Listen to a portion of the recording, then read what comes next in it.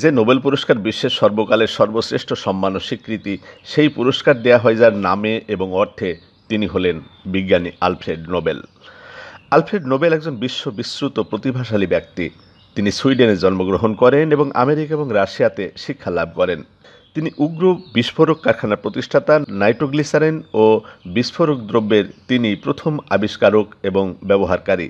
তিনি ডিনামাইটের আবিষ্কারক এবং Sweden, Germany, great Britain, France, Italy প্রভৃতি দেশের ডিনামাইট নির্মাতা। শিল্পাঞ্চলে বিস্ফোরক কারখানা নির্মাণ করে তিনি প্রমাণ করেছেন যে সে যুগে উন্নত ধরনের বিস্ফোরক আবিষ্কারের প্রয়োজনীয়তা কি অপরিসীম। তার এক ভাই যখন তাকে আত্মজীবনী লিখতে অনুরোধ করেন, তখন তিনি পরিহাস করে নিজের সম্পর্কে লিখেছিলেন, আলফ্রেড নোবেল। কোনো ডাক্তারের উচিত ছিল জন্ম মুহূর্তে তার শোচনীয় জীবনের পরিসমাপ্তি ঘটানো। প্রধান গুণাবলী: নিজে কখনো কারো পক্ষে বোঝাস্বরূপ ছিলেন না।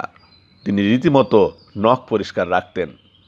প্রধান দোষাবলী: তার কোনো পরিবার ছিল না। তিনি ছিলেন বদ্রাগী এবং পেটরোগা। শুধুমাত্র একটি ইচ্ছা ছিল তার, যাতে জীবন্ত সমাধিস্থ না হন। সবচেয়ে বড় পাপ, তিনি অর্থলোলুপ ছিলেন না। স্মরণীয় ঘটনা কিছুই না। 1893 সালে তিনি নিজের সম্পর্কে লিখেছিলেন এমনি আরও একটি মজার কাণ্ড। তাকে সুইডেনের উপসালা বিশ্ববিদ্যালয় থেকে সম্মানসূচক ডক্টরেট ডিগ্রি দেওয়া হয়। তিনি বিশ্ববিদ্যালয় কর্তৃপক্ষের অনুরোধে নিজের সম্পর্কে লিখেন, নিম্ন স্বাক্ষরকারী ব্যক্তি 1833 খ্রিস্টাব্দের 21 অক্টোবর তারিখে জন্মগ্রহণ করেন। তিনি জীবনে কখনো উচ্চ বিদ্যালয়ে পড়াশোনা করেননি। তিনি নিজের চেষ্টায় বিদ্যার্জন করেছেন।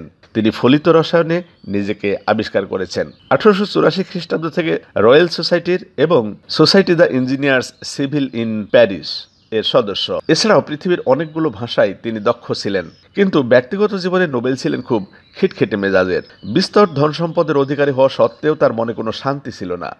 শারীরিক দিক থেকেও তিনি প্রায়ই অসুস্থ থাকতেন। মাথা ধরার রোগ ছিল তার। তিনি নিজের অফিসে কাজ করার সময়েও মাথায় ব্যান্ডেজ বেঁধে রাখতেন। এই ভগ্ন স্বাস্থ্যের জন্যই তিনি প্রায় সারাক্ষণই বিষণ্ণতায় ভুগতেন। এমনি করে ধীরে ধীরে তিনি সব কিছুর ওপর বিশ্বাস হারিয়ে ফেলেছিলেন। কারোর সাথে মেলামেশা করতে পছন্দ করতেন না। তার কেমন যেন মনে হতো সব লোক শুধু স্বার্থের জন্যই তার কাছে আসে।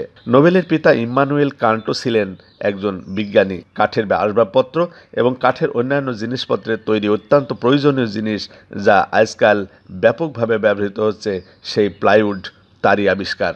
নোবেলের বাবা ইমানুয়েল সাহেবও প্রথমে নাইট্রোগ্লিসারিন তৈরির চেষ্টা করেছিলেন। তিনি প্রথমে গ্লিসারিন এবং নাইট্রিক অ্যাসিডের মিশ্রণ ঘটিয়ে তৈরি করেছিলেন নাইট্রোগ্লিসারিন। তখন এই তেলকে বলা হতো বিস্ফোরক তেল। সামান্য আঘাত পেলেই এই তেলে প্রচণ্ড বিস্ফোরণ ঘটত। এই সংকটময় মুহূর্তে এগিয়ে এলেন বিজ্ঞানী আলফ্রেড নোবেল। তিনি এই তেলের সাথে কিজেলগার্ড মিশিয়ে একে ত্রুটিমুক্ত করেন। এটি হলো আলফ্রেড নোবেলের আবিষ্কৃত ডিনামাইট। পরে তিনি নাইট্রোগ্লিসারিনের সাথে কলোডিয়ল মিশিয়ে তৈরি করেন ব্লাস্টিং গ্লাটিন। তিনি নাইট্রোগ্লিসারিনের সাথে নাইট্রোসেলুলোজ মিশিয়ে তৈরি করেন ধোঁয়াবিহীন পাউডার।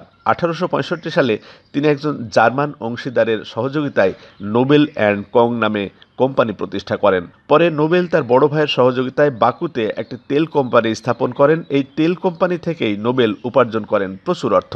তার প্রধান আবিষ্কার ডিনামাইট ছিল এক মহা বিধ্বংসী বিস্ফোরক। এতে বহু লোকের প্রাণহানি হয়েছিল। এতে তিনি খুবই মর্মাহত হয়েছিলেন। তাই তিনি মৃত্যুর পূর্বে একটি উইল করে যান। তিনি ছিলেন চিরকুমার।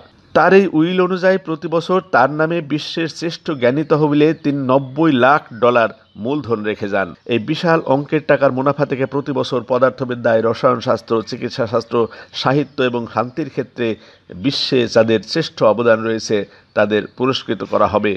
এই বিস্ময়কর উইলের কথা জানা যায় তার মৃত্যুর পর।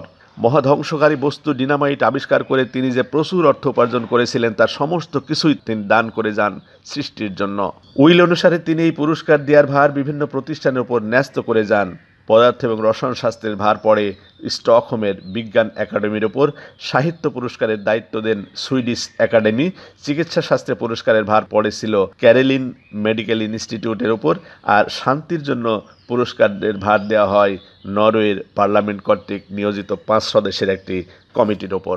বিজ্ঞানী আলফ্রেড নোবেল মারা যান 1896 সালের 10 ডিসেম্বর তারিখে। তার মৃত্যু দিবস 10 ডিসেম্বর তারিখে ঘোষণা করা হয় এই পুরস্কার।